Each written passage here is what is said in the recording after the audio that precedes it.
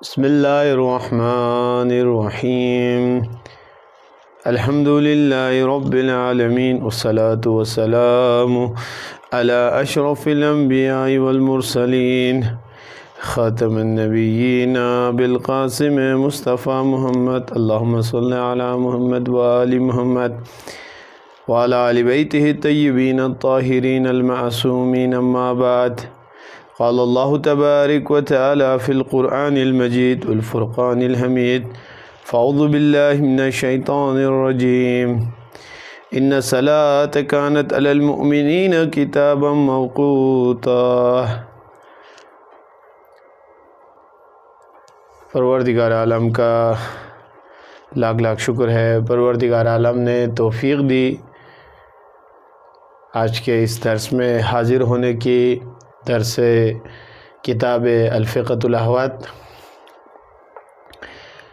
الحمدللہ پروردگار عالم کی بارگاہ میں دعا گو ہیں خدائے ہم سب کو اخلاص اور خلوص کے ساتھ اس دین مبین اسلام اور مذہب آقا کی خدمت کرنے کی ہمیں توفیق عطا فرما۔ بالخصوص پروردگار ہم سب کو اخلاص اور اتحاد کے ساتھ کام کرنے کی ہمیں توفیق عطا فرما۔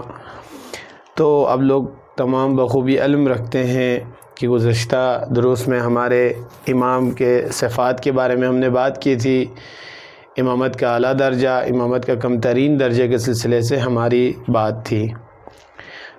تو آج ہے ہماری بحث، میں نے سوال کے طور پر بنایا ہے تاکہ ہم پہلے سوال بنائیں اور اس کے جواب بھی یہاں دیں، اور تاکہ ہمیں سمجھنے میں اور آسانی ہو فقہ الاحوط کے مسئلے اور مسائل کو۔ انشاءاللہ عبارت بھی پڑھیں گے لیکن سوالات کے طرز میں بنایا اور اس کا جواب بھی دیں۔ دیکھیں پہلا سوال یہ ہے، امام، یہاں دیکھیں امام عورت ہونے کی صورت میں آیا مرد عورت کے پیچھے نماز پڑھ سکتا ہے؟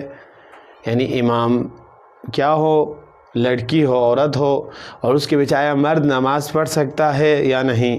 جواب دیکھیں، شاہ سید محمد نور بخش رحمۃ اللہ علیہ فرماتے ہیں کہ عورت کی امام ہونے کی صورت میں صرف عورت ہی اس کی ماموم بن سکتی ہے، ٹھیک ہے، لیکن مرد اس کا ماموم نہیں بن سکتا ہے، کیونکہ شاہ سید محمد نور بخش رحمۃ اللہ علیہ نے عبارت میں وہاں فرمایا ہے کہ وَلَا يَجُوزُ إِمَامَةُ النِّسَاءِ إِلَّا لِلنِّسَاءِ، جائز نہیں ہے عورت کی امامت صرف عورت کے لیے جائز ہے۔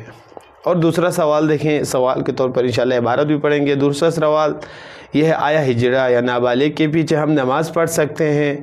سمجھ آیا ہوگا ہجڑہ سے مراد کون ہے، نابالغ بچہ ہو یا لڑکا ہو، مثلا اس کے پیچھے ہم آیا وہ ہمارے امام بن جائیں، اس کے پیچھے نماز ہو سکتی ہے؟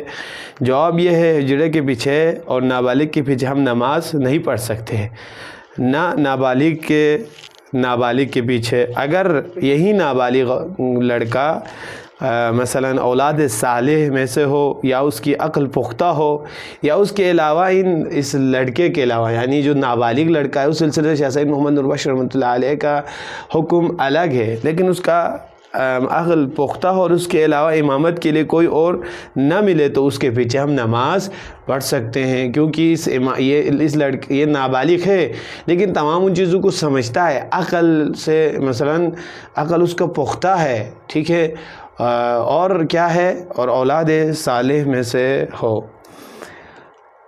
تیسرا سوال انشاءاللہ پہلے ہم عبارت میں اس کو ساتھ میں تطبیق دے دیں، پھر انشاءاللہ ہم تیسرا سوال بھی دیکھیں۔ عبارت یہاں پر ہے، کیا کریں، ہمارے پاس فقہ الاحوط کی پرانی ایڈیشن ہے، نئی بھی ایڈیشن بھی ہم اس میں ایڈ کرتے ہیں تو صاف عبارت ہماری نہیں آتی ہے۔ وَلَا يَجُوزُ إِمَامَةُ النِّسَاءِ إِلَّا لِلنِّسَاءِ، ٹھیک ہے۔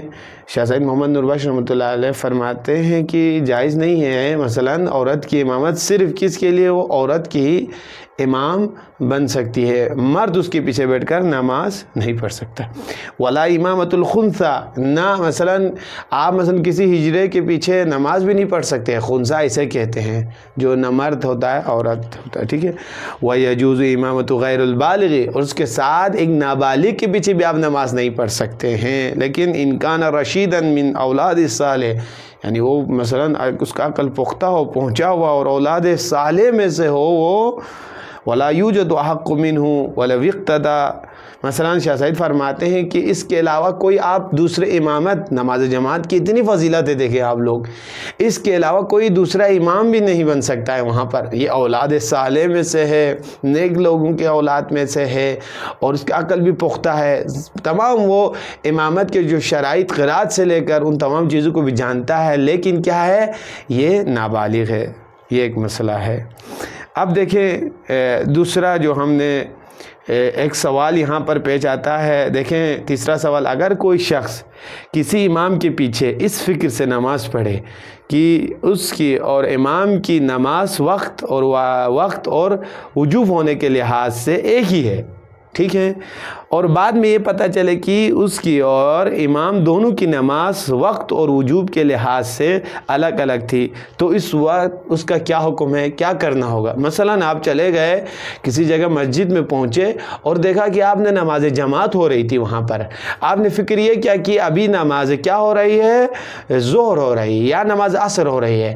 آپ نے نماز ظہر کی نیت سے مثلاً نماز پڑھی، درحال اصل میں امام نماز عصر پڑھ رہے تھے، آپ نے سوچا امام نماز ظہر پڑھ رہے ہیں، لیکن آپ نے نماز عصر کی نیت سے آپ نے سوچا نماز ظہر پڑھ رہے ہیں، لیکن امام کون سی نماز پڑھ رہے تھے، عصر کی، تو آپ نے ظہر کی نیت سے پڑھے، لیکن امام کیا ہے، عصر کی نماز پڑھا رہے ہیں. آیا اس صورت میں امام اور معموم کی نیت میں فرق ہو گیا تو اس کا کیا حکم ہے، کیا کرنا ہوگا؟ آیا اسے اعادہ کرنا ہوگا، نماز دوبارہ پڑھنا ہوگا، کیا کرنا ہوگا؟ تو شاہ سعید فرماتے ہیں، شاہ سعید محمد نور بخش رحمۃ اللہ علیہ فرماتے ہیں کہ کوئی مسئلہ نہیں ہے.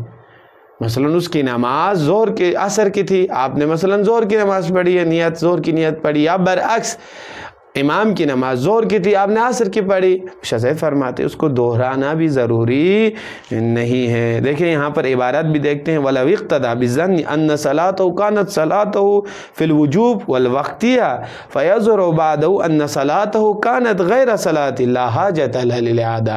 یعنی آپ یہ فکر کر کے پڑھ رہے تھے کہ جو نماز میں پڑھ رہا ہوں وقت کے لحاظ سے اور وجوب کے لحاظ سے مثلاً دونوں ایک، آپ سوچ رہے تھے کہ امام اور میری کیا ہے، ایک ہی ہے، وقت کے لحاظ سے ظہر ہے، وجوب کے لحاظ سے بھی مثلاً ظہر کی نماز ہے، مثلاً امام کوئی قضا نماز تو نہیں پڑھ رہے تھے، نفل نماز نہیں پڑھ رہے تھے، تو بعد میں پتہ چلا کہ آپ کی نماز کوئی اور تھی اور امام کی نماز مثلاً اور کوئی تھی، تو شاہ سعید فرماتے ہیں کوئی مسئلہ نہیں ہے، آپ نے ظہر کی نیت سے پڑھی، اصل امام کی نماز کس چیز کی تھی، عصر کی تھی، تو یہ نماز آپ کی صحیح ہے. کیا کریں گے، آپ کو اعادہ کرنے کی ضرورت نہیں ہے. لیکن یہاں پر ایک مسئلہ شاہ سعید محمد نور بخش رحمۃ اللہ علیہ نے یہاں پر مطرح کیا ہے، بہترین صورت کون سی ہے؟ وَأَمَّا الْاخْتِيَارُ فَيَنبَغِي أَن تَكُونَ الصَّلَوَاتَانِ مُوَافِقَتَيْنِ فِي الْوَقْتِ وَالْوُجُوبِ. لیکن مناسب صورت کون سی ہے؟ میں نے سوال بھی بنایا ہے، یہاں پر دیکھیں شاہ سعید محمد نور بخش رحمۃ اللہ علیہ فرماتے ہیں، سوال کے طور پر بھی میں نے بنایا نکتہ، لیکن اختیار کی صورت میں کیا ہے، وقت اور وجوب کے لحاظ سے ایک ہونا کیا ہے، بہتر ہے. آپ کو مثلا اختیار ہے، ابھی امام نماز ظہر پڑھ رہا ہے، آپ بھی نماز ظہر پڑھیں، عصر پڑھ رہا ہے آپ بھی عصر پڑھیں، مغرب پڑھ رہا ہے آپ بھی مغرب پڑھیں، عشاء پڑھ رہا ہے امام آپ بھی عشاء پڑھیں. وقت اور وجوب کے لحاظ سے دونوں نماز کیا ہو، ایک ہی صورت ہو، ٹھیک ہے. تو شاہ سعید فرماتے ہیں یہ کیا ہے، بہترین صورت ہے اختیار کی صورت میں. وَأَمَّا الْاخْتِيَارُ فَيَنبَغِي أَن تَكُونَ الصَّلَوَاتَانِ مُوَافِقَتَانِ فِي الْوَقْتِ وَالْوُجُوبِ. وقت کے لحاظ سے بھی نماز ظہر کا وقت ہو گیا ہے، وجوب کے لحاظ سے بھی دونوں ایک ہونا کیا ہے، واجب ہونے کے لحاظ سے بھی دونوں ایک ہونا چاہیے. إِلَّا لِمَنْ جَمَعَ بَيْنَ الصَّلَوَاتَيْنِ فَيَجُوزُ فِيهِ لِمَنْ يُصَلِّي الظُّهْرِ الْاِقْتِدَاءُ بِمَنْ يُصَلِّي. اب ایک حکم الگ ہے یہاں پر مستثنیٰ میں نے یہاں پر بیان کیا ہے، دو نقطے بیان کیے ہیں آپ نے، دیکھیں یہاں پر بہتر ہے مگر جمع